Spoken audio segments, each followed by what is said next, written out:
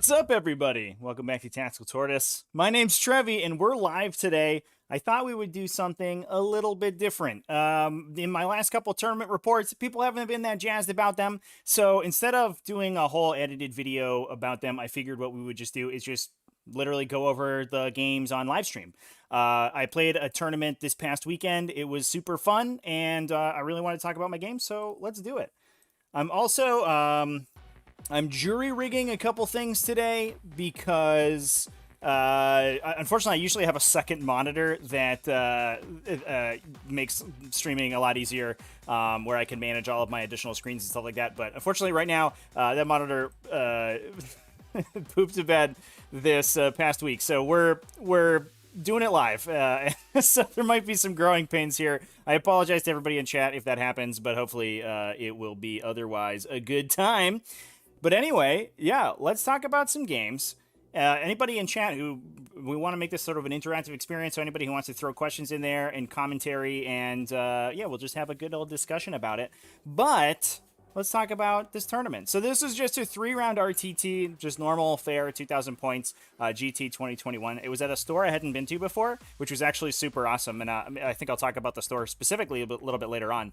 But yeah, I took my Harridan list, and if you've watched my previous tournament recap, the list will probably be pretty familiar to you. I did make a couple changes to it, so here it is totally in my little nice little Word document here.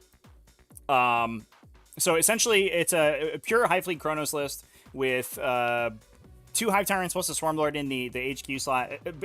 Basically, the conceit of the list is that when I built it, I just taken everything, like all of the units that I enjoy playing, and I put them together in one list. It turned out the list was a little bit less of a meme than I expected, which is pretty good, but it worked out pretty well. In the previous tournament that I played this in, I had played 20 Gene Stealers in the Gene Stealer unit down here, but I ended up switching 3 of those into a Lictor because there were some floating points elsewhere. And that was basically to open up Retrieve Octaria's data as a secondary option. It also makes the list a little bit better at scoring Engage on all fronts, which Tyranid lists are usually pretty good at. But it means that even if you're not taking Retrieve Octarius, like you have an extra unit to just drop in a table quarter somewhere, grab another secondary objective, and you're good to go. It also having this list is pretty light on the ground, so having an additional unit that can just sit on an objective somewhere in the back and not have to like fight and take part in the game in the battle itself is pretty good. So I was pretty happy with that last Lictor in there. I do normally like the extra Gene Stealer unit or the extra Gene Stealers in the unit, because I found that 20 it just hits slightly harder, and there's sometimes you hit targets where less than 20 can't really punch through as cleanly as you'd like, especially like Horde units. You just want as many attacks as possible. You're not really worried about the frontage of the unit so much. And for some reason, the community sort of decided that like 16 Gene Stealers is the sweet spot. And I don't know if I like that. I think I like 20 still. 16 you can definitely fit into more lists. It's a little bit, it's around the 200 point mark, so it's a little bit easier to slide in places. But there's oftentimes you run into these situations where it's just like you'd miss killing a couple of Vanguard veterans or something, and you really wish you had those extra 4 models. So I don't love having to pare down the Gene Stealers, but having the extra Lictor I think was a big benefit, and that's because obviously there's a Harridan in the list, so 700 of your points are in this one big idiot who can't hold objectives. So having the most breadth of units on the table in order to grab those objectives is pretty important. But otherwise, we did have the Gene Stealers, 2 units of Rippers to fill the troop slots, a unit of Hive Guard, and then the Lictors and the Harridan. The Harridan's got Dermic Symbiosis. The Smashy Hive Tyrant is a double Scything Talons, Adrenal Glands, Xenogenic Acid with Murderous Size as the other Adaptive Physiology slot. Xenogenic Acid deals a mortal wound on a 5+ to wound, which is great, especially because basically every time this guy's in melee, you're going to be putting Voracious Appetite on him, so he's going to be rerolling his wounds anyway, and that essentially, in a lot of cases, makes his weapons 5 damage, but also has the extra upside of killing some infantry in addition. So as he's making his 6 attacks, the 5 with the talons plus the tail, he has a pretty good chance of dealing 2 or 3 mortal wounds in addition, which means that if he goes into like a 10-person infantry squad, oftentimes the non-xenogenic smashing half tyrant would hit them and kill like 3, and then that would be it. But he goes down and he can actually potentially wipe them out. Ames, no Twitch. No, we're definitely still doing Twitch. I want this video to be up on YouTube because it's going to be, as a VOD for people who want to review the tournament recap, which is why it's on the YouTube channel and not the Twitch channel, but still on Twitch. And I'm actually going to be streaming on Twitch probably every day for at least the rest of this week and through next week, because I am moving house, and so making videos is going to be a little bit tougher because I won't necessarily have the time to dedicate to it. So if you are following me on Twitch, I appreciate it, but also everyone who's not should go over twitch.tv/tacticaltortoisetv, and I'm going to be streaming a bunch of random stuff this week, I think. I'm going to put up a poll on the community page after this stream goes live, so go check that out, about what I am going to do, but I'm thinking maybe we do some playthroughs of stuff, maybe we do some painting. It's going to be a good time. This is just on YouTube because I want the VOD to be on YouTube. 16 Gene Stealers because you get them in boxes of 8. I guess that's fair. I'm not gonna lie, I didn't consider that, but that makes a total sense. Okay, I'll buy it. But yeah, here's the list in all its glory. Doing good job. This is my Screamer Killer. A buddy made it for me. It's 3D printed, but he's got little magnets on his hand so that he can hold my CP trackers. Pretty good stuff. And let's talk about the tournament. So should be able to move on here. So what I've done is I've gotten some overhead photos of all of the tables I played on, so we can potentially maybe do some telestration if we want to over the course of the games. But round 1, I actually played a mirror match. So I played against. Let me pull up the list here. I played against Benjamin, who mentioned that he was a viewer of the channel. So Benjamin, thanks for watching. If you're in the chat right now, what's up, dude? How's it going? We had a great game. And he also plays Tyranid. So we were the only 2 Tyranid players at the tournament. It was about 25 people, I think, 26 people were at the event. And 2 Tyranid players got matched up round 1. So rip. But at least it guaranteed a Tyranid player was going to go forward undefeated into the next round. And this is, I think, kind of a standard variation of a Tyranid list. It's a Kraken plus a Kronos detachment, a Battalion detachment out of Kraken, bringing a Brute Lord with the Resonance Barb, a Neurothrope Swarmlord, 2 units of Gene Stealers, which I like. This is 15 and 14 on the Gene Stealer units, and then a bunch of objective holders. So we have 2 units of Hormagaunts, a Ripper Swarm, the big Zonethrope unit, which I appreciate. And the cool technology with these guys now post GT 2020 is that they actually, because they're slightly more expensive, they actually get hit with 2 the last. After they went up from 45 points a model to 50 points a model. It was sort of an unnecessary change. Zonethropes are not that good, but the fact that you have this like 3+ invulnerable save, just Death Star, that you can have as a very safe to the last pick actually really opens up that secondary for a lot of Tyranid lists, and I think that's really cool technology. So I like to see it in this list, and I think if you're going to take the Zoanthropes anywhere, it's going to be in a Kraken detachment because you can move them very, very quickly in order to get cool angles with their psychic powers. We also had the Kronos attachment with a Neurothrope, 10 Termagants in there, an Exocrine that has the Dermic Symbiosis, and I think that's the only Adaptive Physiology that he's taking. Yeah. So we're saving the CP on the Progeny of the Hive. But then 2 units of 4 Hive Guard, which I think was interesting, and Benjamin did mention that he liked the units of 4 because it was harder.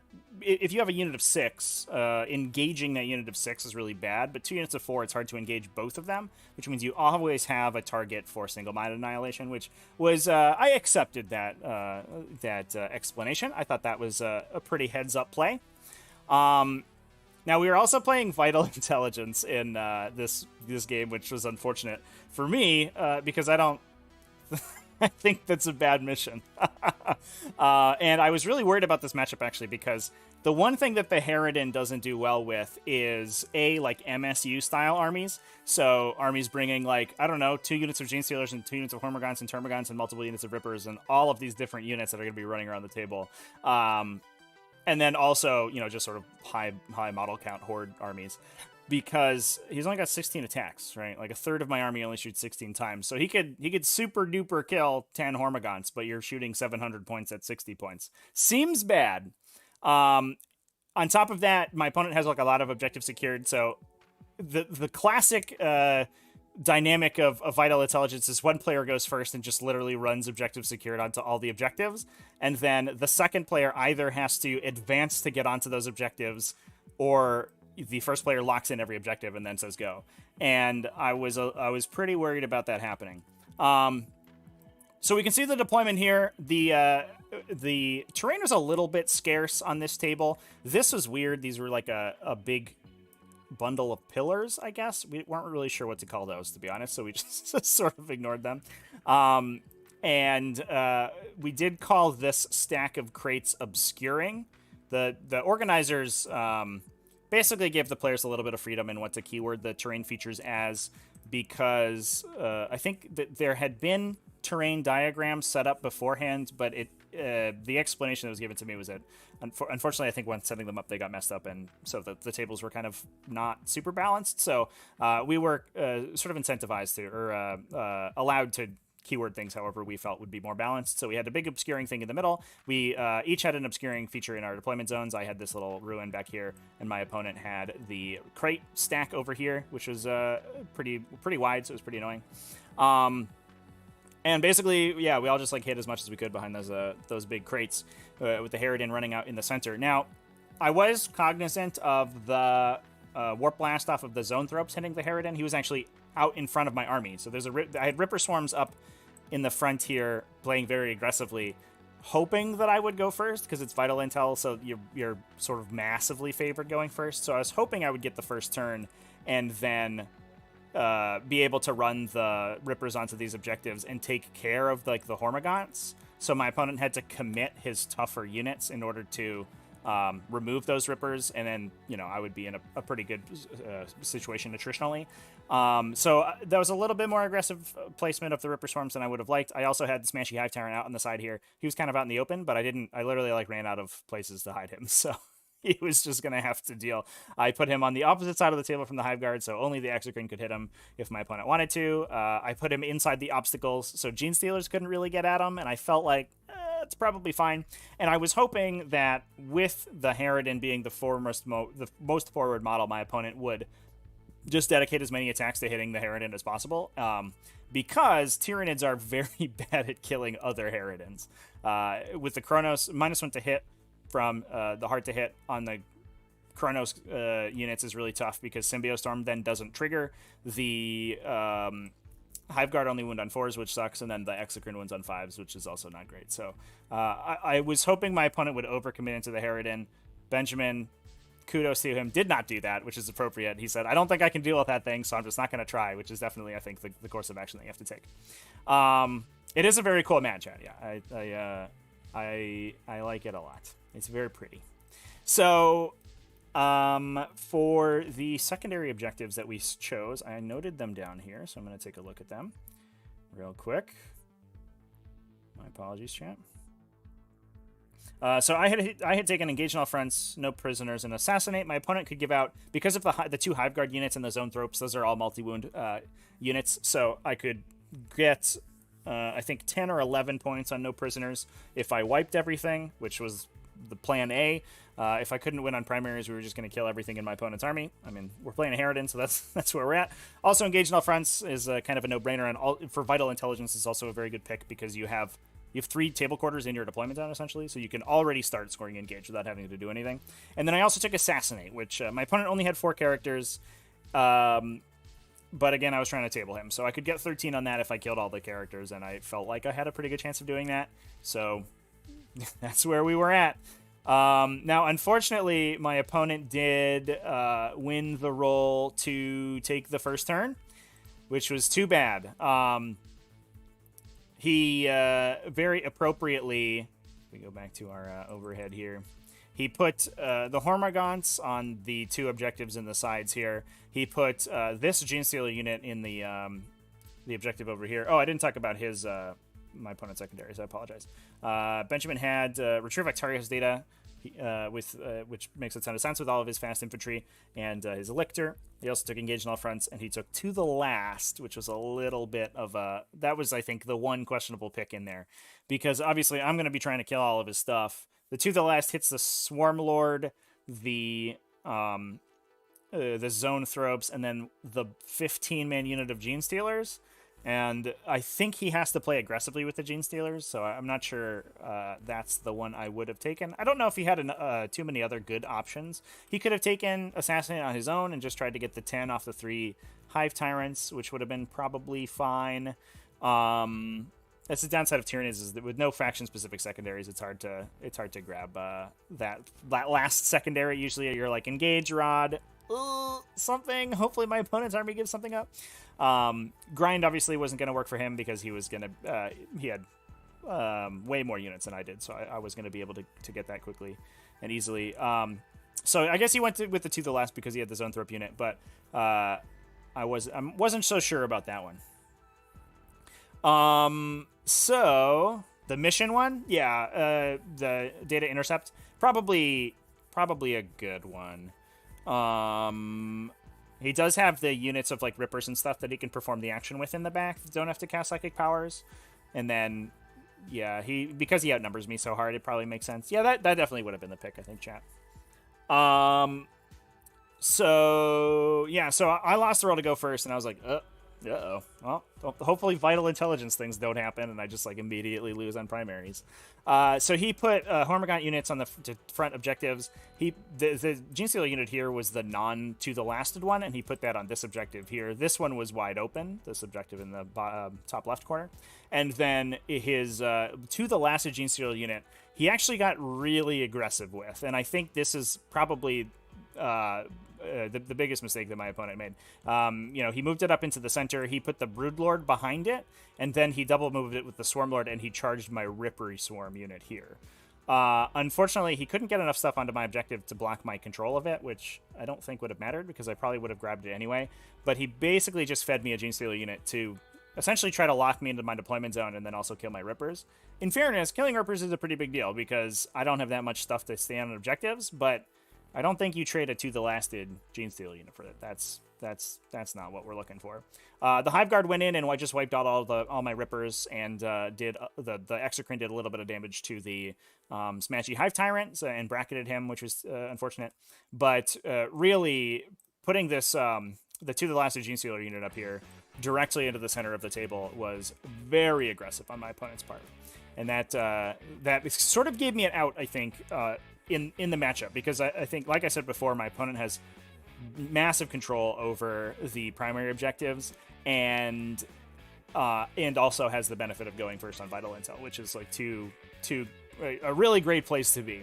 So in response, I actually this is at the end of my turn. I just basically ate the Gene Stealers as hard as I could.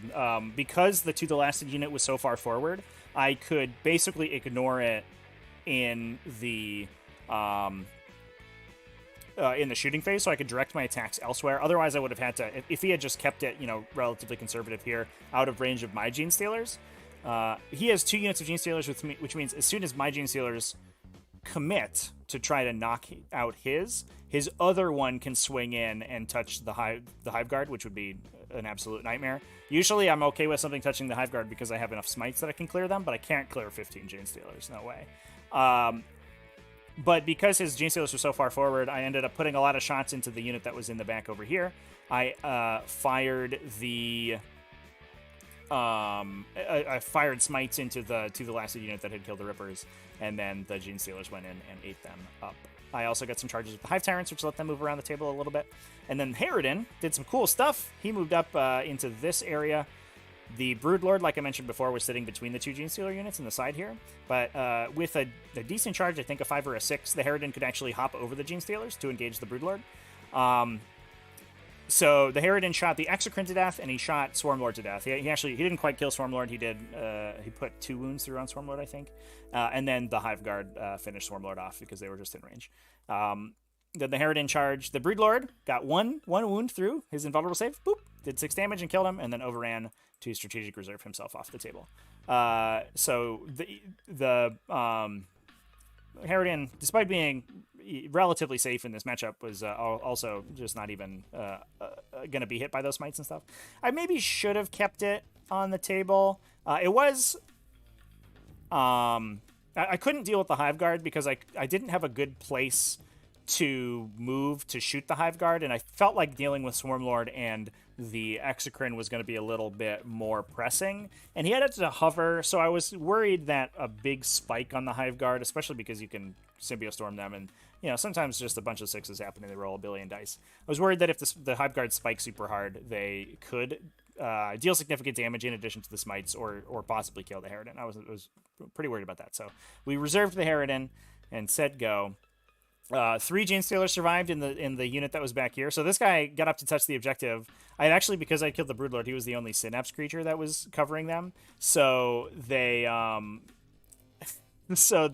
were actually out of Synapse and had to take a morale check. So I had Smashy Hive Tyrant set on the objective in the hopes that he would fail the morale check, but no, they passed. They rolled a 1 with flying colors, which is exciting. Now, my opponent didn't have too much to do after that. He actually ended up just rotting with the Genestealer unit that had survived in the top left corner. And essentially just maneuvered around the table. He fired with the Hive Guard. He ended up, between the Hive Guard and some smites, he killed the Smashy Hive Tyrant. But the big downside of the Zoanthrope unit is that really their only damage output is with those psychic powers. And so every time they would go to do the Warp Blast, I would Deepest Shadow it. So they really accomplished basically nothing over the course of the game. We did get the sweet interaction where the Neurothrope's ability sometimes triggers in a Chronos Mirror match.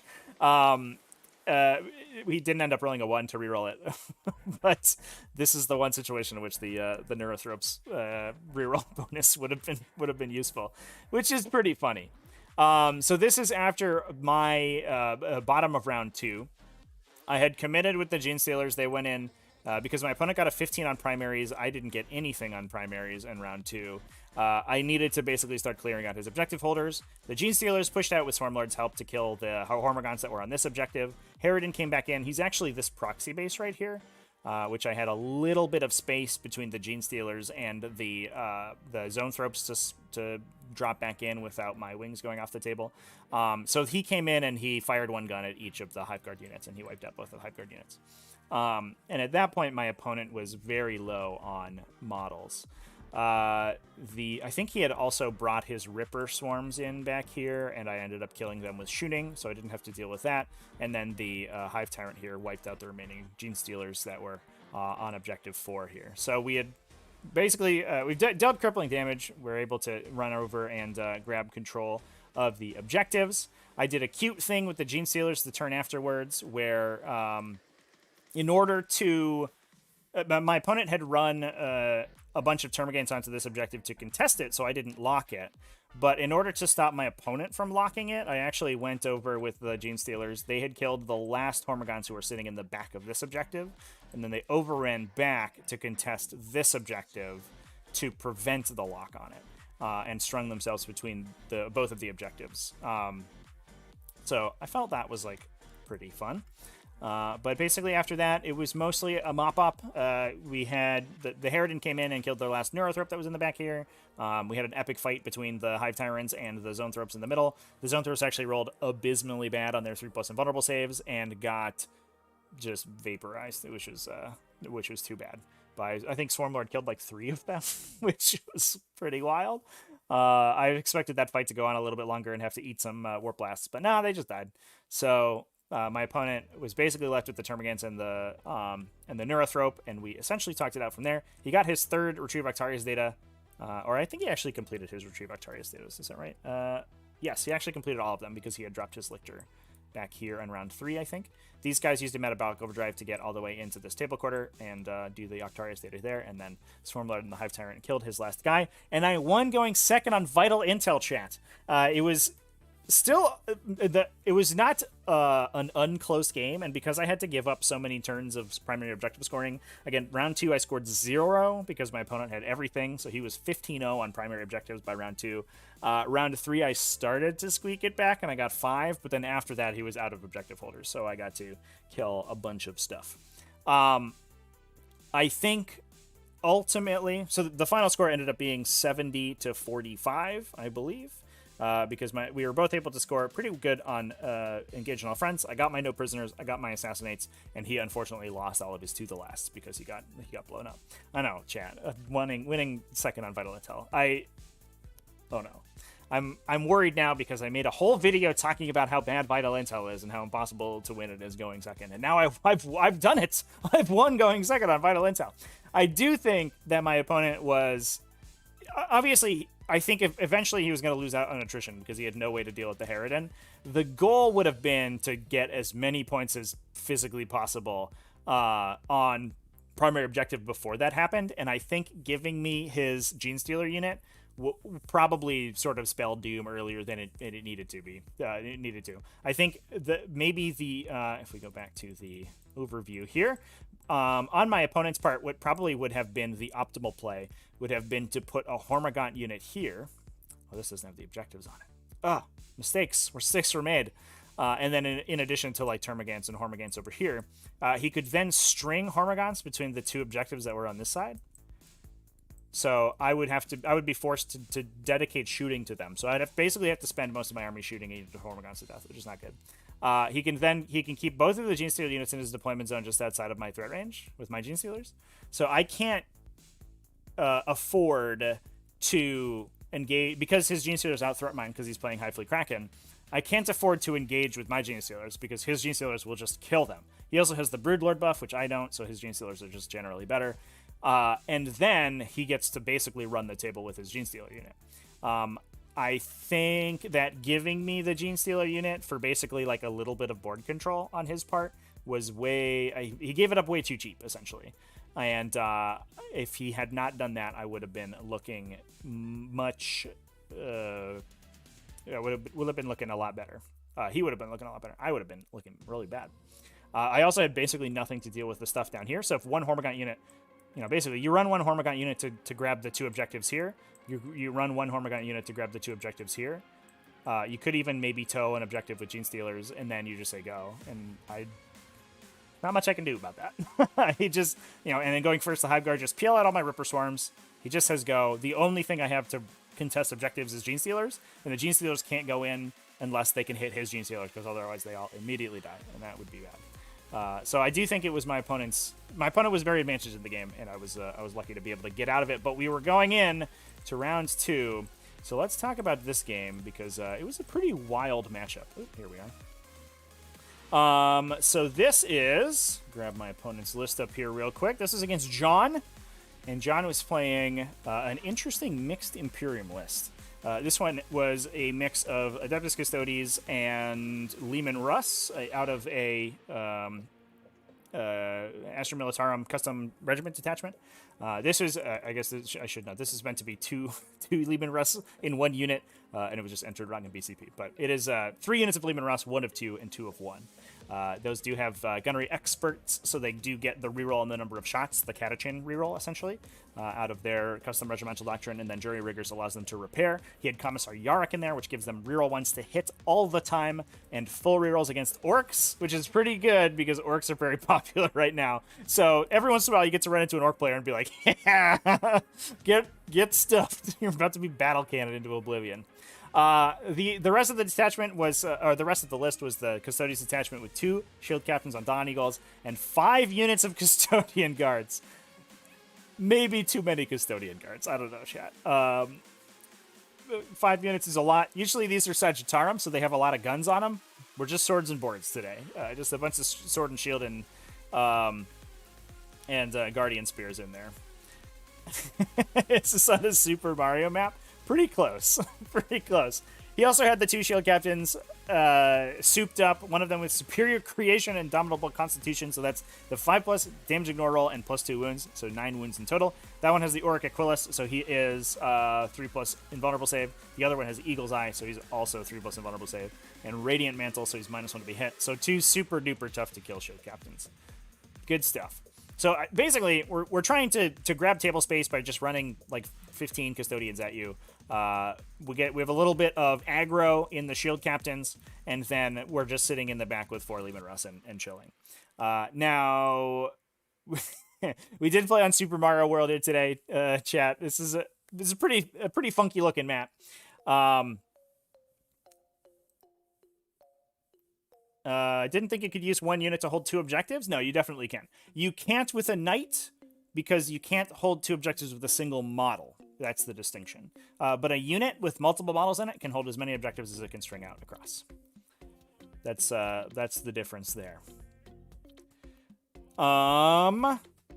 So yeah, we were on Overrun this mission, so 6 objectives. It is a hold 2 to score 5, hold 3 to score 10, but the objectives are almost basically in your deployment zone. And again, these guys were keyworded obscuring, so, and then these are forests, so they were dense cover. So while the map from the outset doesn't look like it has any terrain, with the obscuring mountain things, it actually gives you a little bit more line of sight blocking than it would look like. The downside is that having the curved bases actually makes line of sight really easy to draw across, because there's no hard edges to block line of sight, so like you get all the sorts of weird random angles. So it wasn't a lot of line of sight blocking in total fairness.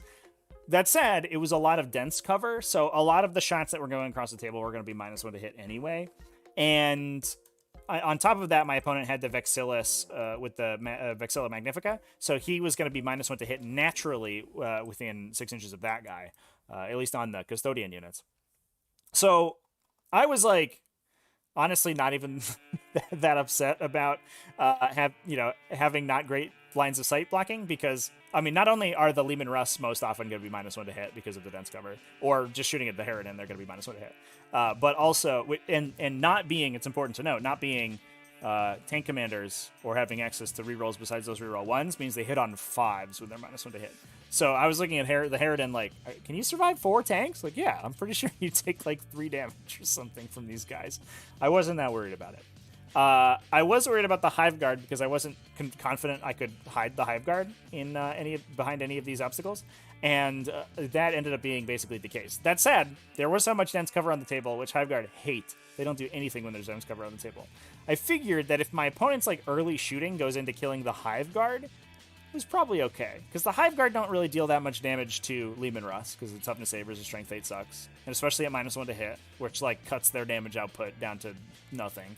And they also don't do that much damage to Custodians, because as Custodians, the shield saves on a 3 basically all the time. I mean, literally all the time he has an invulnerable save. And they're always going to be -1 to hit, either behind the dense cover or inside the Magnifica bonus. So the Hive Guard were kind of ironically my least valuable unit in this mission. So I was okay with kind of playing them a little bit more aggressively than I normally do. So we had the Harridan out in the middle here. Now, unfortunately, my opponent, with so many characters and little tiny units and stuff, he had basically control over the deployment phase, and he got to see where my stuff went before he placed down those Lehman Russ. So I put the Hive Guard behind this building, hoping that the Lehman Russ didn't just show up right here. I think he had placed one of them down here, so I was trying to cut the lines of sight that it could draw on them. And then I put the Gene Stealers back here, which is not pictured. There was about a 1/4 inch gap between this line of sight blocker and the side of the table. And as soon as I put the Gene Stealers there, my opponent was just like, here's all the Lehman Russ right here, so we could just kill them on turn 1. I was like, oh, that's fair. Definitely, I think the best play. Not to mention the fact that the Lehman Russ could pretty easily tow the forest here in order to ignore the dense cover from that forest. So this is definitely the right place to put them. He also could just jet around here and get line of sight with at least 1, maybe 2 Lehman Russ onto the Hive Guard. So I was a little bit worried about them. Fortunately, we won the roll to go first, chat. Easy peasy.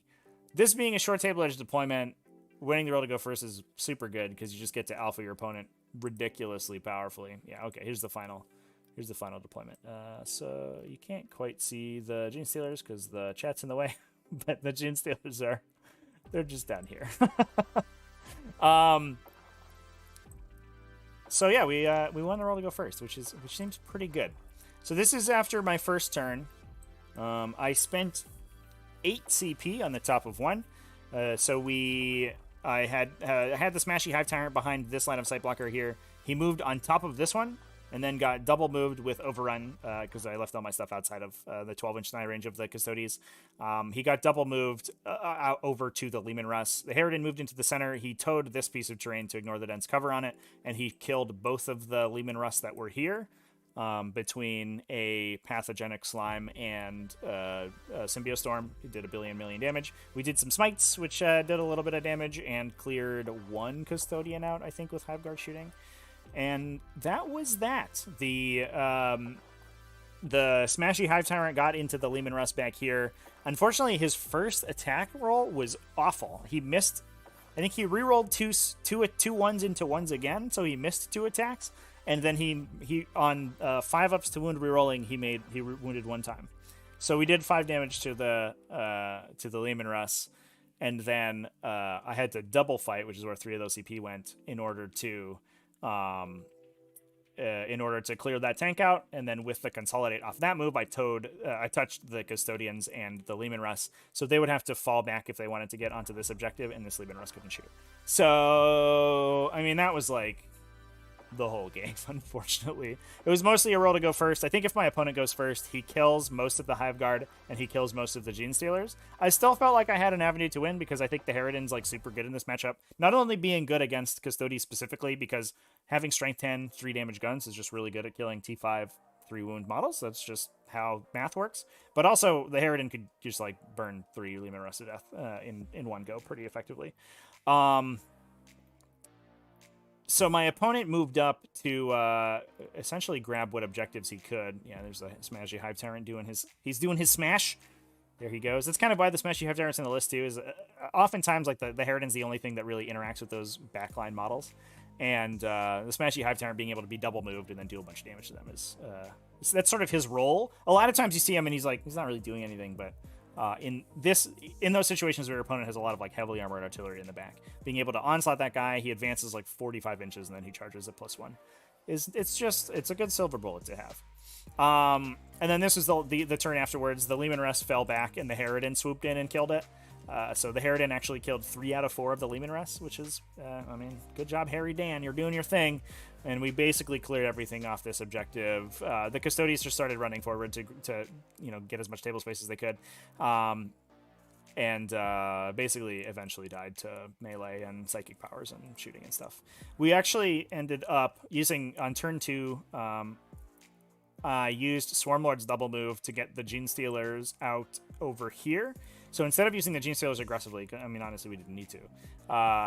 I used them to block off the Shield Captain on Dawn Eagle from getting in onto the Hive Guard. So basically, they were just blocking off all of the easy real estate that he had to move, because I don't think he was in range to move to, up here. He would have to make the... he would have to measure the vertical distance in order to charge, so that charge would have been hard onto the Hive Guard. He would have had to charge the Gene Stealers and basically just bounce on them, which I felt pretty good about. The other Shield Captain actually it was unfortunate. My opponent also rolled really badly on his 3+ invulnerable saves. I will mention this game, which definitely, I mean, I very much compounded what the game state looked like, but he would I would attack with Hive Guard and he would 2 wounds would go through and he would just lose a Custodian, or he would roll 1 out of 3 3+ invulnerables and another Custodian would randomly die. And that sort of happened to the other Shield Captain, who'd run over here and charge the Smashy Hive Tyrant. And the Smashy Hive Tyrant, I think, triggered reroll wounds and put 4 wounds through on him, and he just straight up failed 2 invulnerable saves and died. I was like, all right, well, thanks. Thanks for showing up there, bud. What's the recipe for the Smashy Hive Tyrant? Yeah, so we talked about it at the top, but I'll go over it again real quick here. Here's my list. So here's Smashy Hive Tyrant right here. He's this big bad boy. So it's 2 Monster Scything Talons, so he gets the +1 attack, and he rerolls his ones. Basically, the goal is going to be to double move that guy, so we don't care about him having a gun, because he's never going to get to use it. And so essentially, you just want to keep him out of line of sight until he pounces on something. So whether that means he moves up, he casts Psychic Powers, and then he gets moved back by Swarmlord, or he's just double moving into their face, or he's just chilling in the back. Any one of those is his play pattern. So there's never a situation in which he has a gun. So we want to just maximize the amount of melee output we have. So you have 2 Monster Scything Talons. So they're murderously sized, so the Strength 7, AP 4, 4 flat damage. You get the +1 attack, you reroll the ones. He has Xenogenic Acid, so on 5+ to wound, he deals an additional mortal wound on top of normal damage, which just pushes his damage output a little bit harder. And then also adrenal glands is very important. You have to pay for toxin sacks as well in order to get the xenogenic acid, but obviously they don't do anything because they get replaced. And yeah, I think Psychic Scream is a good power on him because he's going to be pretty aggressive most of the time, so having another instance of that power is very good. He also has Paroxysm, which is a good utility power. Especially if you're playing like any melee units whatsoever, having Paroxysm on a stick is just like, it's so good. And especially with factions like Drukhari that have a bunch of Tormentors in their list, those are having an alternative or a opposing fight last so that their Tormentors don't bone you is a really big deal. So yeah, anyway, that's what happened. That was like an absolute smash. There's the terrain we could draw on if we wanted to, but I don't think we need to. And I'll go ahead and run through the score there real quick. For the secondary objectives, they didn't end up really mattering. I took Engage in All Fronts to the last and Assassinate again. To the last, I felt like I mentioned before, I felt like the Harridan was going to survive, and I didn't think my opponent, like I wasn't really going to give out the Swarmlord that easily, so I didn't think my opponent could kill more than one of the To the Lasts. Maybe I lose the Hive Guard, but that's it. And I felt like that was a pretty solid 10. Engage and Assassinate were just solid. My opponent also took Engage. He took Grind Them Down. A lot of people take Grind Them Down when they see Tyranids, but unfortunately the Harridan list doesn't really give it up that easily because you basically give up the Rippers and the Lictors, and then everything else is really tough to fully remove from the table. And then he took Retrieve Bactarius Data. He did have a unit of Tempestus Scions in the list, I should mention, that were the Retrieve Bactarius Data guys, and then also having 5 units of Custodian Guardsmen. Just, it helps you get Retrieve Bactarius Data. He ended up, he got a couple points on primary, and he ended up getting a couple turns of Engage and 2 table quarters for Retrieve Bactarius. But that was it for that, and so that was a big blowout. I think that was a 96 to 28, it looks like, yeah. So in terms of the final placement, because this is just an RTT and there were a bunch of people in it, I had actually submarined a little bit, because my first game being Vital Intelligence and going second, I didn't have the opportunity to score highly. So I was only a 70-point win. So I was at the very bottom of the winner's bracket. So having a big win here sort of pushed me right back up because we could kind of average out to be 2 relatively average wins. But it also meant that my overall score was relatively low. So I tended to get or at least in this round, I got the lower end of the matchup.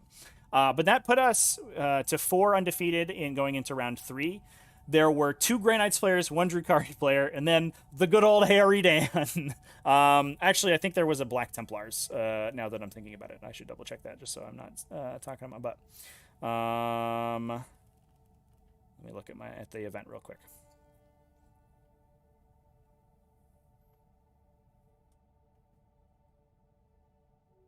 Yeah, so there was a Black Templars, actually. So there were 5 undefeated going into the final game. And one of them was me. So I took some pictures of some other armies that were there as well. This was Adeptus Custodes army, not painted in the traditional gold, which I thought was very cool. I think a lot of people tend to just like audible for the studio paint scheme with Adeptus Custodes, and I think alternate paint schemes on them look really good, and I really liked this one. So I took snapped a quick photo of them. Kudos to this player. But that brought us into the final game, and I was up against Bradley. Bradley was playing the Grey Knights list. So I got one of the 2 Grey Knights players. We can go take a look at his list real quick here. If you've looked at Grey Knights like sort of, basically at all since the new codex came out, this list is not going to surprise you because they all look the same. So it's a Rapiers detachment bringing 3 strike squads. I think the characters switch around a little bit. Sometimes you see Kaldor Drago in there. Sometimes you see chaplains for the Word of Power synergy. Sometimes you see a librarian to deal a billion mortal wounds.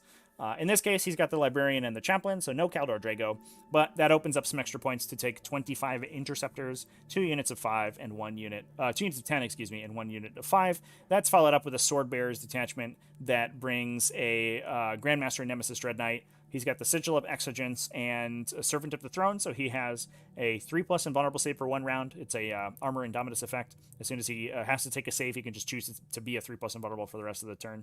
And then Sigil of Exigence is when you target him with an attack, with a ranged attack specifically, he can just teleport himself. wherever on the table he wants to. So he can jump out of line of sight. He can reposition himself aggressively. It's a super powerful effect, and especially given that you could just trigger both of those, you can be like, well, I'm just going to, you shoot me turn 1, I'm going to use that to get 40 inches of movement and then give myself a 3+ invulnerable so I don't die. And then I charge you on top of, bottom 2 or whatever. Then there's also 3 Nemesis Dread Knights there as well. So this is, it's sort of unfortunate because honestly, I definitely underestimated, and I think a lot of people underestimated Grey Knights when the Codex was spoiled, because there's not a lot of obvious power in it. It's just super duper efficient, super efficient. And the unfortunate part about that is that you just take the most efficient pieces out of the efficiency bundle, and the list has just been solved. So Grey Knights are really strong, like A+ tier, maybe S. And the downside is that it's mostly centered around this single list, which is the Dread Knights. Triple Dread Knight, triple Interceptor, triple Strike Squad is sort of the core, and then kind of characters to taste. So that's what we were playing against today. And now I actually haven't played against Grey Knights yet, so I'd commentated a couple games with them, so I was aware of what they did, but this is the first time playing against it, and I think I definitely overestimated some stuff from them. I overestimated the amount of maneuverability that they were going to be bringing to the table. I see a lot of people just like really leaning on the teleport shunts and the double move on the interceptors and the Gate of Infinities, and maybe this was just Bradley's playstyle, but that didn't end up being what happened in the game. And so I think I played maybe a little bit more conservatively than I should have. I'm not 100% sure though. I was worried about also the smites being really powerful, but because Ritual of Purification is so strong, the smites you're not usually smiting with the Grey Knights units, so I played maybe a little bit cagier than I should have when I could have just eaten some smites. But just having sort of a bunch of like 20-ish point infantry with a Stormbolter and some of the most powerful melee output in the game is just really good. And I knew that having a low model count, with my infantry especially, that were going to be in line of sight, being very susceptible to bolts of fire, meant that they were going to die very quickly. What I think I underestimated was the amount of melee damage that the Grey Knights were able to put out. Tide of Convergence is a real drug, let me tell you. All right, so we were playing Retrieval Mission for this one. Here is the deployment. So that's 3 objectives on each side, short table edge deployment. I rated this the best mission in 40k, at least for 2,000 point games, because I think it's very balanced, and there's a give and take for both players. Because it's a short table edge deployment, you have a really long rush distance from your line of sight blockers to the back edge of your opponents. So you can definitely null deploy in a lot of situations. You can screen out turn 1 deep strikers a lot more easily, and you can play for the bottom round 5 scoring, especially because it is a hold 1 to score 5, not a hold 2 to score 5. So I mean, it's just a really good mission. It's solid. So yeah, anyway, let's talk about some secondary objectives, because those are pretty important. And I do want to preface this game by saying that this game is absolutely sick, which is why I want to talk about it. It was one of the better games I think I've played in recent memory. So I was really not sure of what to take against this list, because one of the benefits of Grey Knights obviously is that they are sort of secondary objective proof. They can, assuming there's enough objectives on the table that they have access to, they can just kind of sit back on Ritual of Purification, and they'll like take Retrieve Octarius, they'll take Purification, they'll take Engage in All Fronts, and they don't need to interact with you to score any of their objectives. They just do their thing. My army doesn't do that, unfortunately, because we don't have any faction-specific secondaries. So I knew that my opponent was going to be way more advantaged in the secondary objective game, and because Retrieve Octarius, or Retrieval Mission, excuse me, tends to be so balanced on the primary objective game, I think he was way advantaged to start out with, because he could just like do his thing and then get 27 points on, or 40 points on secondaries like super easily. I ended up taking Engage in All Fronts. I also took Retrieve Octarius data because I felt like if my opponent was going to be pushing forward to get his Purification on the front objectives, he wasn't going to be screening out his backline quite as well. So I felt like that was going to be a good one. I also took no prisoners, which I knew going in was going to be it was not a particularly safe bet, because you only get about 80 points or 8 points on no prisoners. There's a lot of infantry in the Grey Knights list, but it's not that many, right? So I figured that my hope was that he overextends to get his secondaries and I can kill his stuff. And then I can push, I can sort of play out from there. Basically, we were going to try to win on attrition, which is the game plan of my list. So that was what was happening. I could have taken Assassinate, I think, but I didn't feel confident enough about killing the Grandmaster, because the Sigil of Exigence could neuter. Like, if the Harridan went to kill him, he has basically 2 ways to deny the Harridan shooting, which is the number 1 way I have to kill Nemesis Dread Knights. So he could just sort of survive for 2 turns and not really take any damage. So I didn't feel confident enough about that. I also considered grind them down, but I think he could have just refrained from combat squatting his interceptors and just had a bunch of like beefy units. And then me having to move my rippers at some point either to screen or to sit on objectives meant that he could grab those to deny me grind them down. So I didn't feel confident about that one either. I don't tend to survive very hard, so minimize losses is basically a big no-no. And I was pretty confident my opponent was going to be able to kill my stuff, so I didn't feel good about To the Last either. Maybe would have been okay. I can't take up horror chat because we play Tyranids. We play Tyranids in this channel. Abhor of the Witch is not an option. And I didn't feel good about banners because the mobility is so powerful on the, Grey Knight mobility is super powerful. So I was worried that if I went second, he just shunts a unit here, he gates another unit here, and then I get 1 on banners, and then he just does that every turn, and I never score any banners.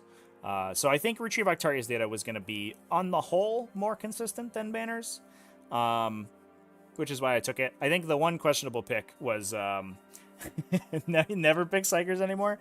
Well, let me tell you, we can't do that. Also, our Psychers are great, so I'm fine with it. It's just showing the sub power of the Codex. I think is just that it doesn't have any faction like specific secondaries. I think if it did, a lot of these situations would be a lot easier. Both this game and round 1, I felt like there were some questionable picks I had to make. No prisoners, like, it's a good secondary, but it never scores super highly unless your opponent has a very specific type of list, and I don't think that was the case in this one. But anyway, yeah, so this is how we deployed. Now, my opponent had the Sigil of Foretelling, or whatever it's called, which allowed him to redeploy units when after you see the roll to go first. So he got to kind of deploy wherever. He had a bunch of interceptors down here in the bottom where you can't really see them, but they're there, I swear. He also had interceptors in the top, so he had combat squatted all of his interceptors and put 2 in the top, 3 in the bottom, all the strikes in the middle, just chilling, and then the Nemesis Dread Knights kind of spread around.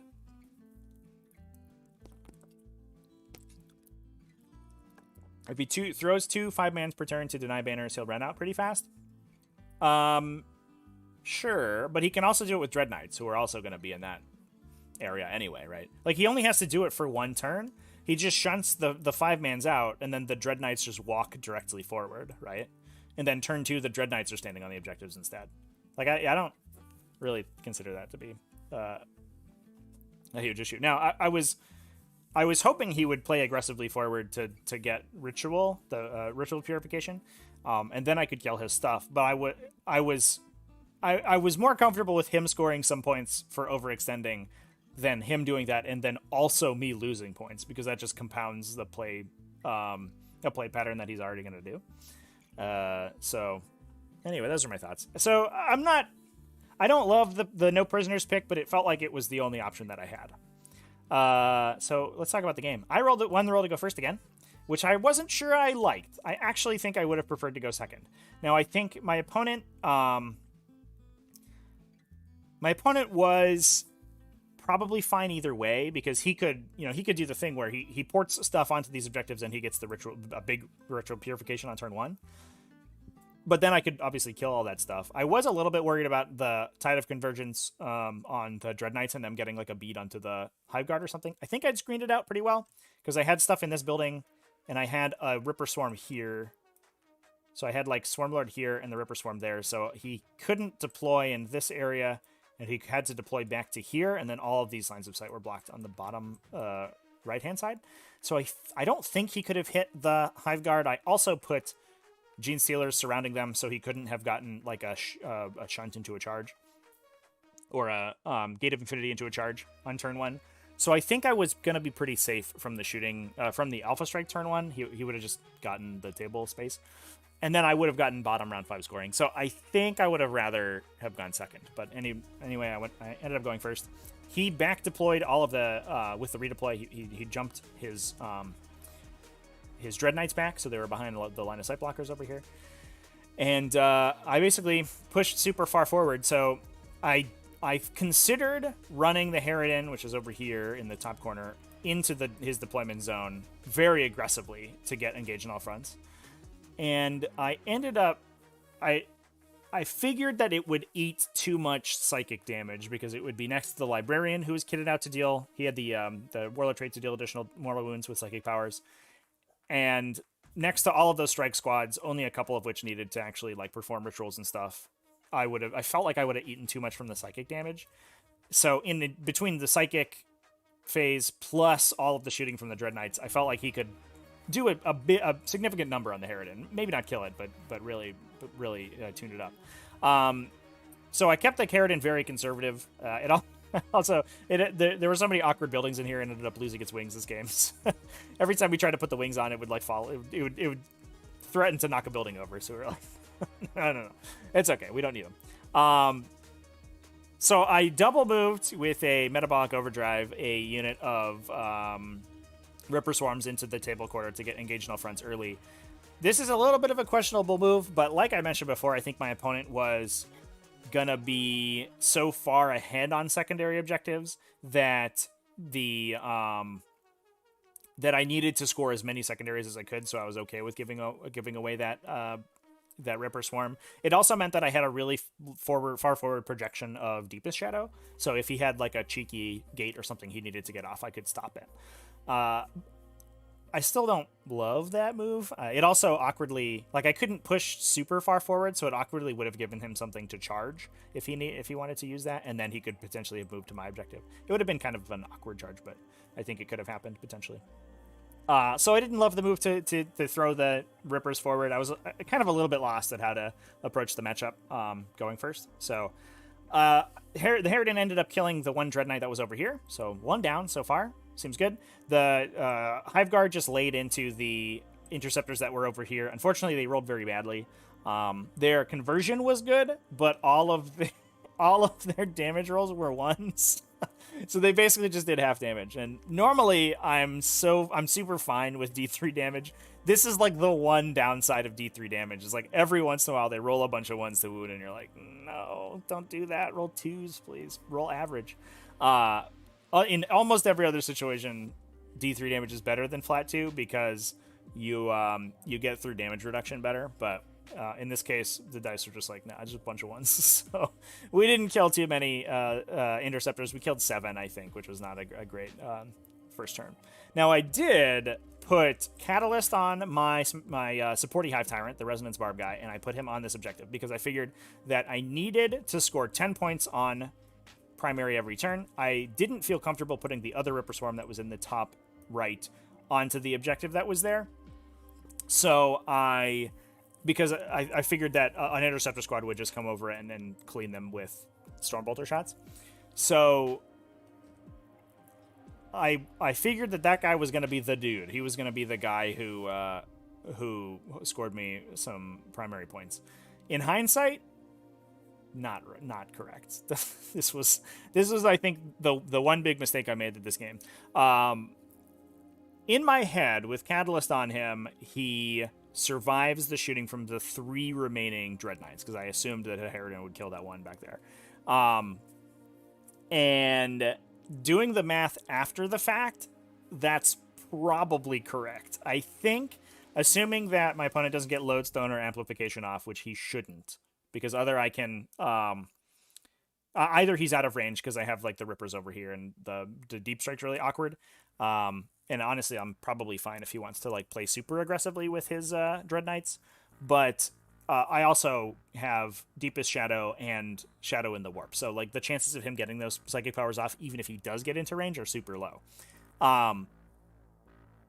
So assuming he doesn't have those buffs on, my head math says he does 11 damage on the Hive Tyrant with Catalyst, which in fairness is way too great a risk to take. Way too good, like way too big. I think in hindsight, what I should have done is either put the Smashy Hive Tyrant, just double moved him with Swarmlord onto the objective and put Catalyst on him, because even if my opponent spikes and kills him, I don't, like, he's not that useful in this matchup. And in my head, he was going to go in and he was going to start killing 5-man strike squads, and he did do that a little bit, but it wasn't that great. Alternatively, I could have maybe put a Gene Stealer on there and just eaten the shooting on the Gene Stealers. I don't think that they were they were also not going to be that useful. So I definitely should have put something besides the supporting Hive Tyrant on this objective. It is the moral of the story. Because what ended up happening was I killed the Dread Knight, I scored my engage, I was feeling pretty good. My opponent, 2 Dread Knights turned around and just ripped the support Hive Tyrant off the table.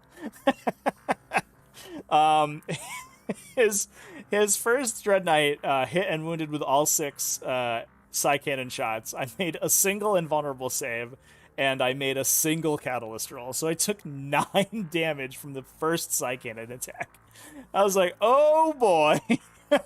So I think it was 1 Psy Cannon did 9, his Silencer flubbed, the second Psy Cannon did 1, and then his Silencer killed the Hive Tyrant.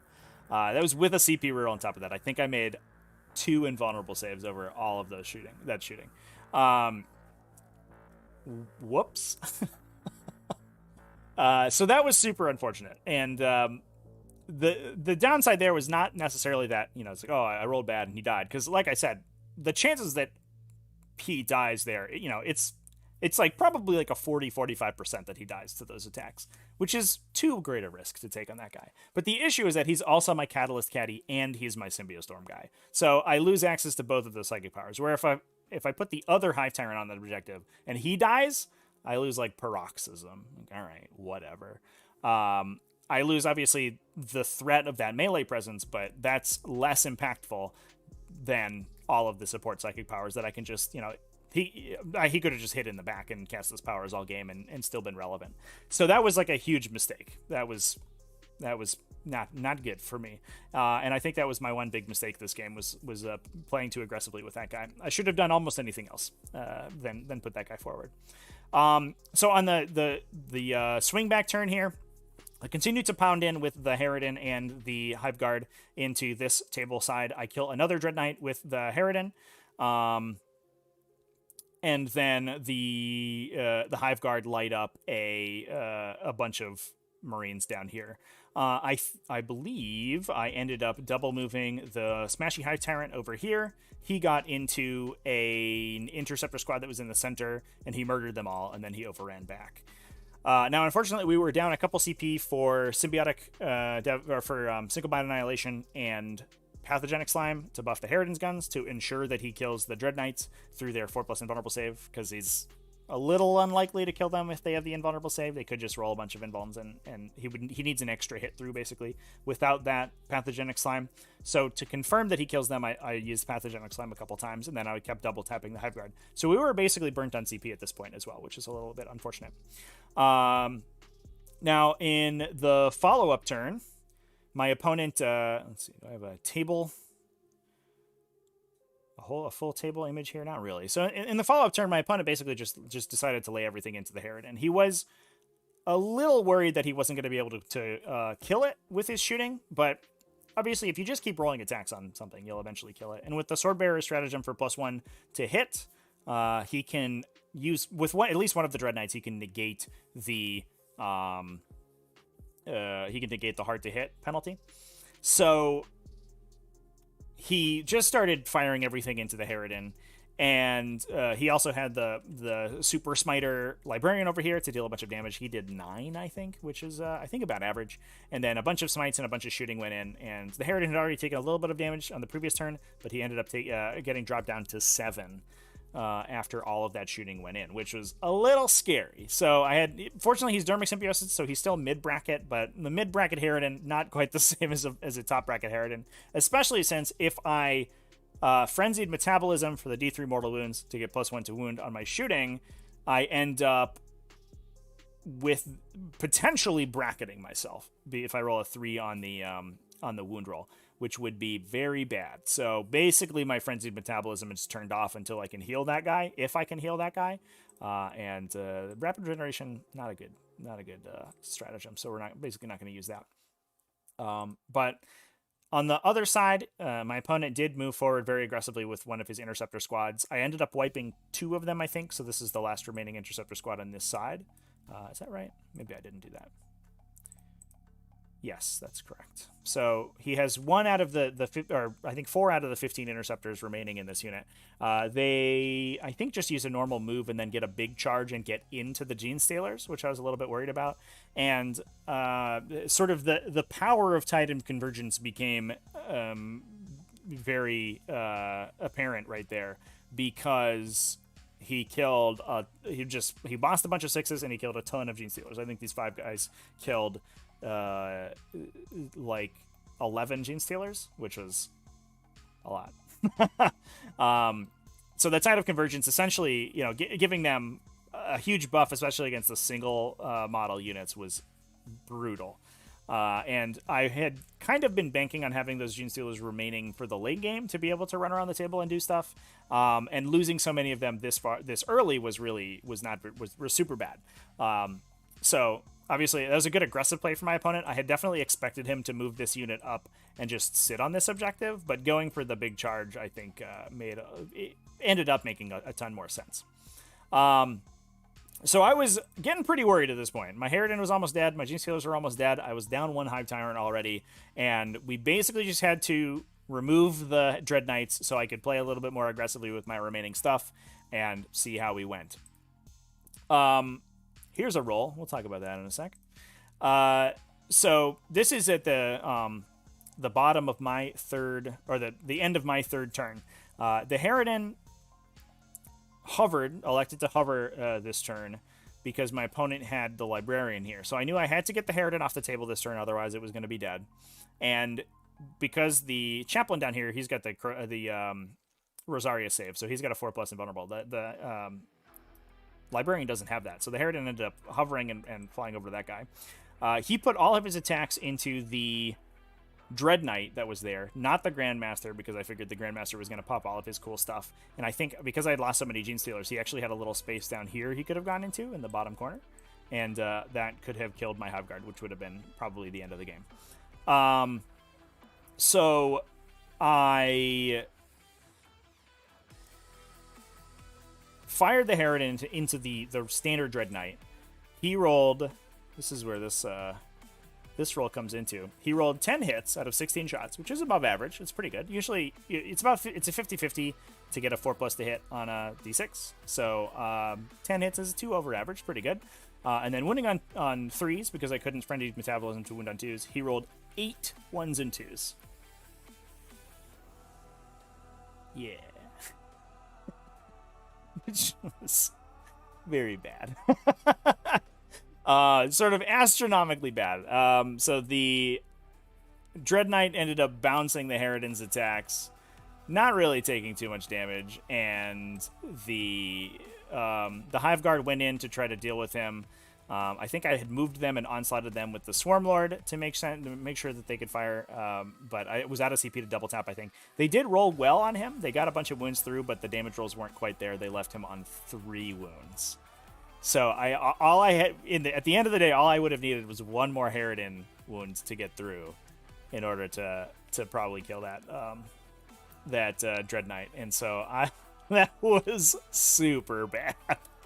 So not feeling it so hot today. Another downside that happened here is the Swarmlord moved over to deal with the strike squad that was over here. We cast the Paroxysm on the Grandmaster because I figured the Grandmaster could potentially go up to fight the Smashy Hive Tyrant up here.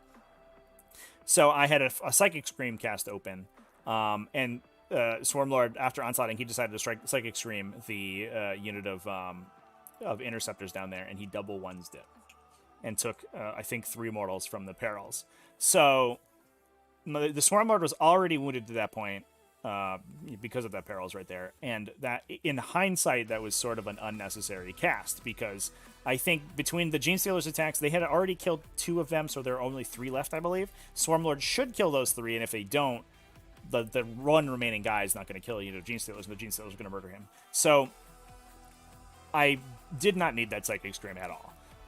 And that was just sort of a superfluous cast that I rolled and immediately regretted it because I double ones. So in hindsight, a minor mistake, I think. 18 or 17 out of 18 times you don't get punished for that, but that 1 out of 18 you do. And I should not have rolled that Psychic Stream because that ended up hurting me a lot. So on the flip side, the Smashy Hive Tyrant went into the Interceptor squad that was holding this objective. My hope was that I could clear this objective and knock my opponent down to just 2 and force him to basically redirect his attacks up to here. And that would leave my Rippers on, or I had a Lictor, I think, come down on this objective. So basically, I was hoping to just kind of threat overload the table with the 2 Hive Tyrants plus all of the objective holding stuff. And with only, some strikes and the Dread Knights to deal with that stuff, I figured that I would have a pretty good chance of surviving with a little bit of it so that I could start to push back the primary objective score. Unfortunately, that's not exactly what happened.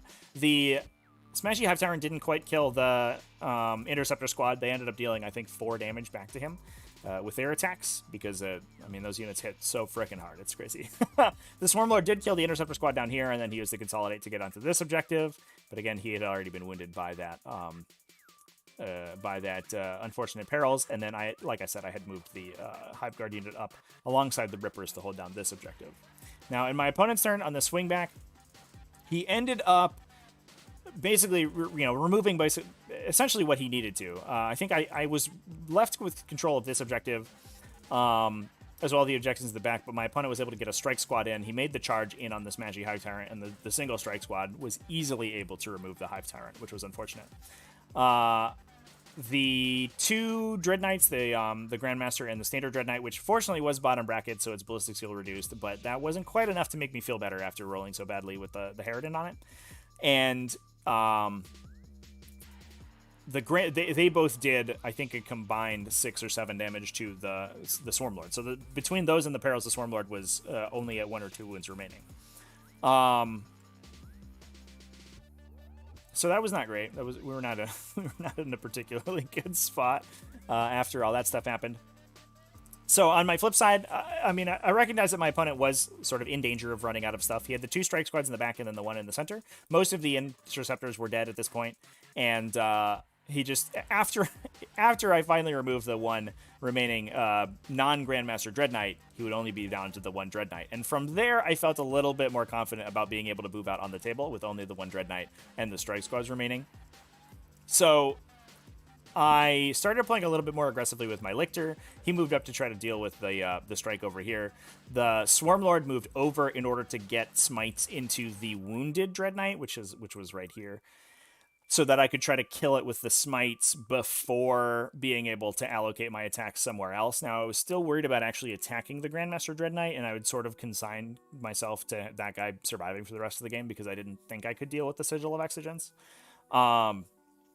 Which is probably fine because I needed to be scoring no prisoners anyway, so I probably needed to attack the little guys regardless, especially since the chances of one-shotting the Grandmaster were so low.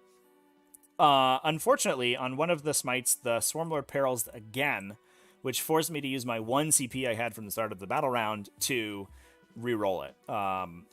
And that meant that the Lictor charge onto this guy to try to kill him and clear that objective failed because I didn't have a reroll. Now, I had put the Rippers up there, so we still held that objective, but it meant that basically I could have gotten the Lictor, I think, into this piece of terrain, so it had a 3+ invulnerable save, or 3+ armor save, excuse me, and cleared out that dude, which would have meant that either the Dread Knight would have had to turn its guns onto the Lictor, or we try for strikes killing him at range, which is not great. So there was a chance that I could have pulled a 15-pointer on primary if that dude had survived.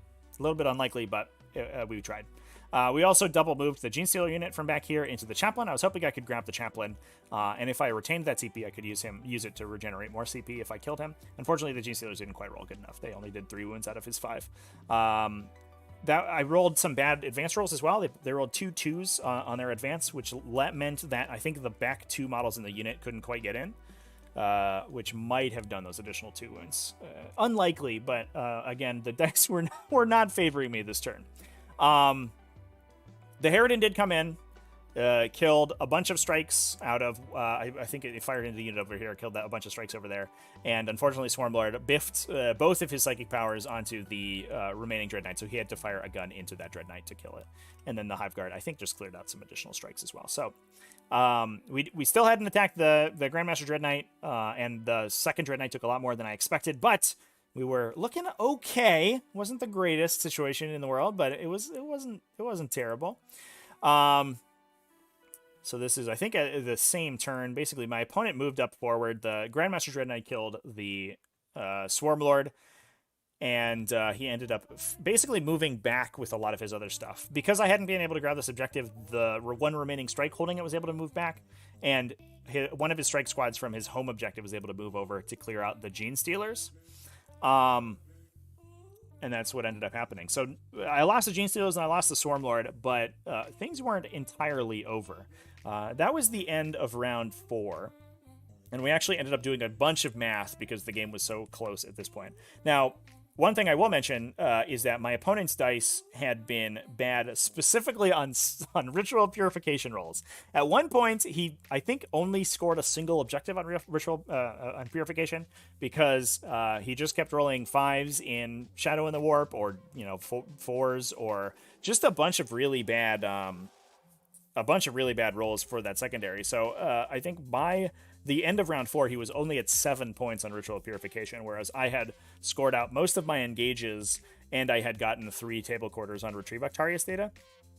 So if we ended up tying on primaries, my opponent was actually gonna be in a little bit of trouble.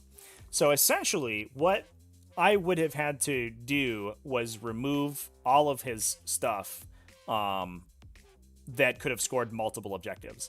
I had lost 5 primary points on turn 1 because the Hive Tyrant that was standing over here died. So I was only at 35 on primary in round 4.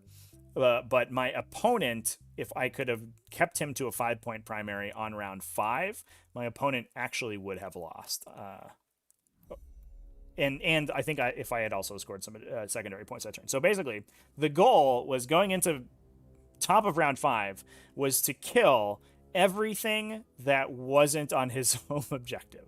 So I had to kill either this unit, which would have been, I think, super tough. I don't think I could have killed it. Or the units over here, and then as well as that guy. If I kill the units on the objective 4 down here, which I think my head is in the way of, and I kill the units on objective 6, and I killed the Grandmaster, I would have knocked my opponent down to only 5 primary points. At that point, assuming I scored my secondaries, I would have won by, I believe, a single point at the end of his turn.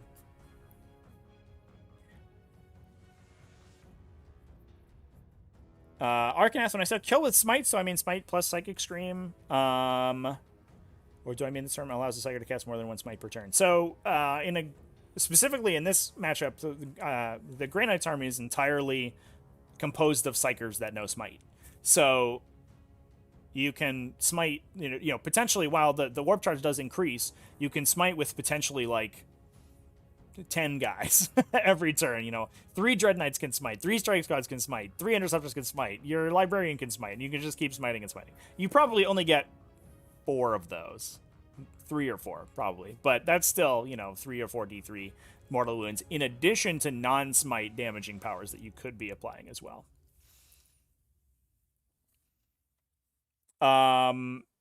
Yeah, in terms of Swarmlord specifically, it's a smite plus a psychic scream. Yeah. Yeah, you can't smite multiple times with the same psyker, but the psychic scream is essentially a smite with extra steps. It goes through walls and it does extra things to psychers, but it can't super smite. Other than that, it's just it's basically another instance of smite, which is essentially always something that I advise people to take in their list. Having psychic scream is like so super duper useful.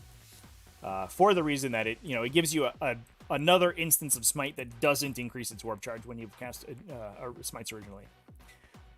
So what I ended up doing was I turned the Harridan's guns around. The Harridan killed the strike squad that was on this objective. The Hive Guard killed the chaplain that was on this objective. I needed this Lictor to move and make what, if I remember correctly, was a 6 or 7 inch charge onto the Marine right here. And then I needed the Harridan to kill the Grandmaster in melee. So basically, I needed to get a good conversion through on my hit rolls. I had 1 CP from the start of the turn, assuming I made all my charges previously. I could have Voracious Appetited. I needed 3 wounds to go through, so I needed some insane dice. But the game wasn't over.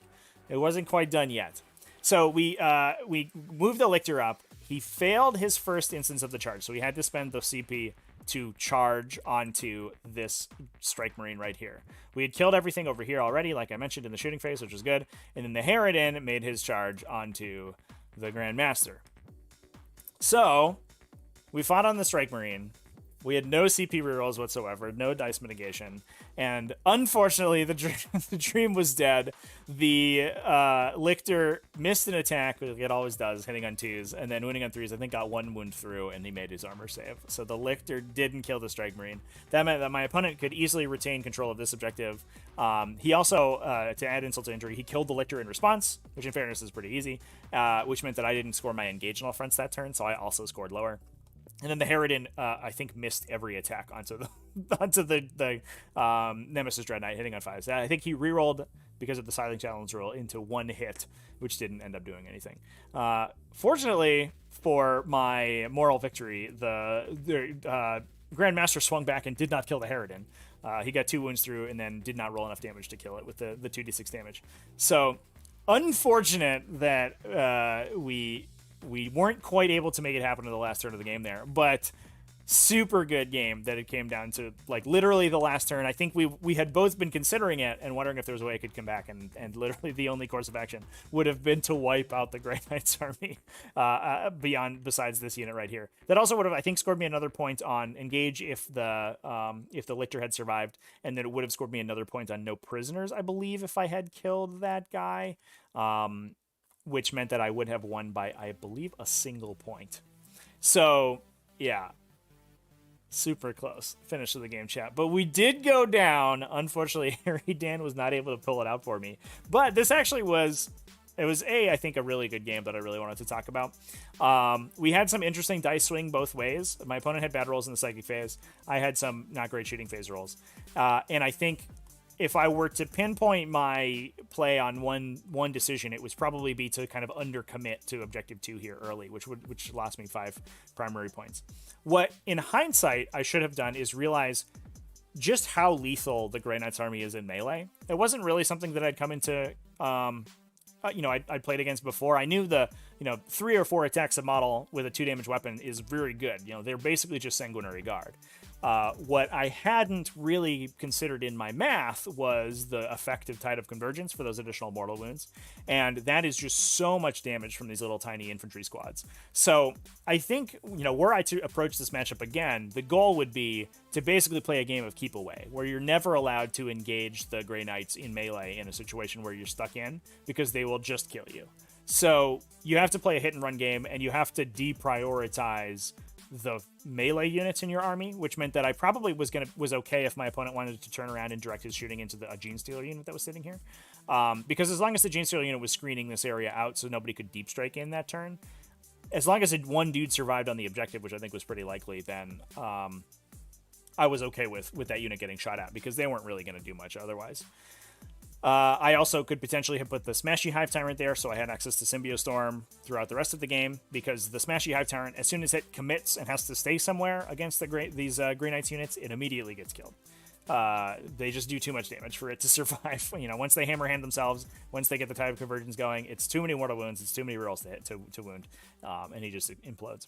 So I think if I had done one of those two things differently, this game was so close that I think it would have gone the other way. And while I am sad that I lost the game, the games that I like, my favorite games to lose are the ones that were super close, and that I think there were alternate plays that I could have made that would have changed the outcome of the game. But this is actually the Harridan's first competitive loss in person. He's lost a bunch of games on TTS, unfortunately, but in in-person events, he is now 11-1, I think, at least in competitive play. So good on him. Good job, Harridan. Unfortunately, going down to Grey Knights, but Bradley was an awesome opponent. I do want to congratulate him for winning. He ended up taking second in the tournament. I believe Drukari player took first, just based on score, which makes sense because Drukari score 1 billion points. Yeah, otherwise it was like a super good game. Now, I did actually end up winning a prize still. I won a painting prize for Harridan. Let me see if I grabbed a picture of it. I actually should have grabbed the prize itself, but I left it in my case. Look at this thing, chat! Look at how cool this is! So the event organizer actually made little purity seals for all of the different prizes you got, and I got a little purity seal for painting. So Harridan, despite the fact he didn't win all his games, he did come out with a prize at the end of the day. A good old participation prize for Harridan. Yeah, but super interesting game against Grey Knights. I think a lot of interesting lessons to take away.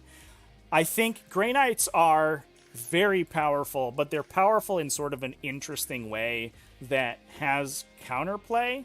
I do think that they're also buoyed up by the fact that they have a super sick matchup into Drukari. Like, Drukari is so disadvantaged into Grey Knights, at least in the games that I've commentated so far. Like, I don't know how they pulled themselves out of that matchup. Hilariously, the other undefeated game was Grey Knights versus Drukari, and Drukari ended up winning, but it sounded to me like it was very close, and they had him on the Grey Knights had him on the ropes for a while. So, yeah, I think that's definitely helping the Grey Knights' cause, but it does seem to me like Grey Knights are eminently beatable. They just have very efficient units. They're not the fastest things in the world, and some of their stuff is very janky. Like we talked about before, a lot of their buffs rely on Warp Charge 7 psychic powers, which is not really where you want to beat a consistent faction, especially against, me playing High Fleet Chronos. I have an easy answer to a lot of those. And Ritual Purification also occasionally being very, very dicey hurts a lot.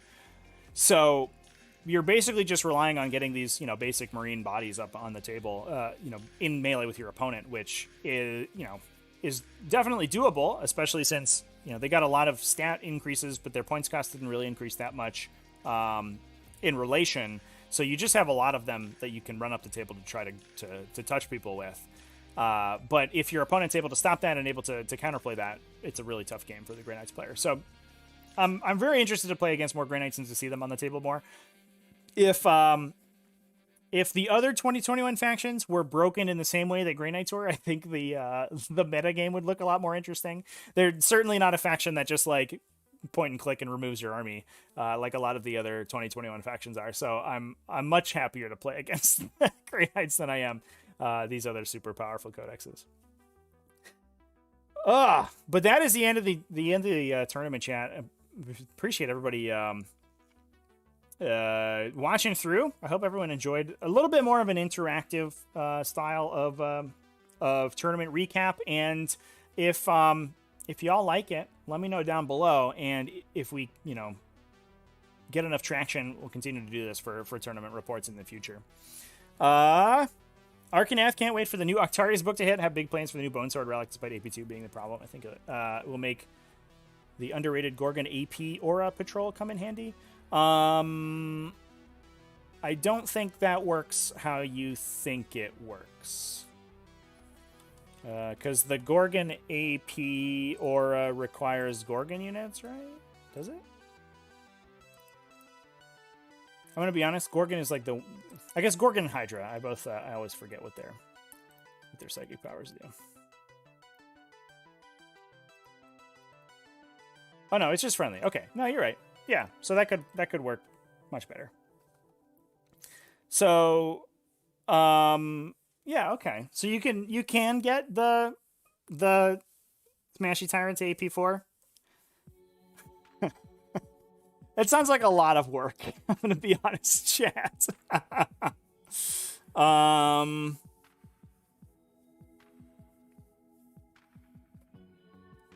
right. Oh, maybe there's something there. Yeah. So we'll see. I mean, I think it's interesting that the Leviathan supplement's going to have a lot of interesting play in it. I think, I don't know. It'll be fun to have new styles of Tyranid list to play to experiment with, and you know, if Gorgon detachments inside Leviathan, like Gorgon patrols plus Leviathan battalion becomes like the metagame of the future. I mean, that's super interesting, and I would be here for that. It's just going to be an exciting time to play Tyranids, I think. Right now, we're just so, you know, it's like, oh, play Chronos Kraken. Like, every once in a while, something else gets in there. But it's always like Chronos Hiveguard with an Exocrine. Like, all right. Boring. So, it'll be fun to have some new and interesting detachments in there. Well, thanks, everybody, for... Oh, have I played against Thousand Suns? I have played against Thousand Suns. I'm only one game deep into Thousand Suns. I think people kind of fell off on the Thousand Suns after, like, sort of shortly after they came out, because they aren't as raw powerful as Grey Knights turned out to be. We thought it was going to be the other way around. I think everyone thought that Thousand Suns was going to be the really powerful faction, but Grey Knights ended up kind of killing it. I have played against them. The Mortal Wounds is cool. Unfortunately, I think they run into some sort of consistency issues, and especially once you start killing them, they lose Cabal points so fast that their like combos don't tend to work quite as well anymore. I think they're still very powerful, and definitely, you know, they're going to be like sort of a B-A tier faction for sure. I don't think that they're sort of as straightforward as Grey Knights turned out, so I think that hurts them a lot.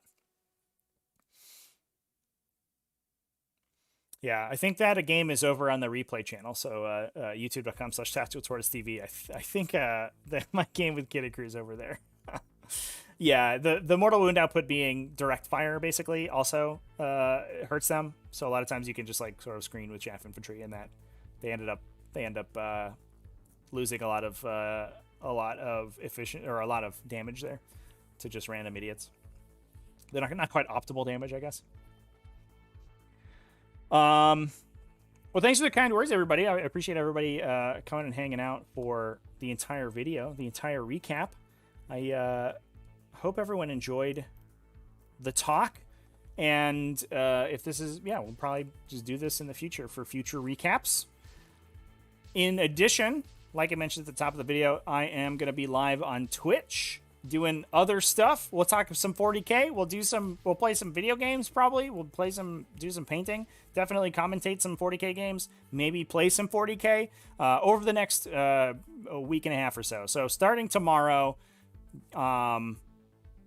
weekdays, I think we're going to probably do 4 p.m. U.S. Eastern time. So the same time that this video started, that this stream started, we're going to be streaming over on Twitch every day. At least until things get a little bit more consistent for me. And if there's a good response to sort of more consistent streaming, then we'll continue to do that into the future. So that'll be fun. Come hang out with me on Twitch, twitch.tv/tacticaltortoisetv. Otherwise, I'll go ahead and wrap things up here. Remember to keep it classy, folks, and have happy wargaming.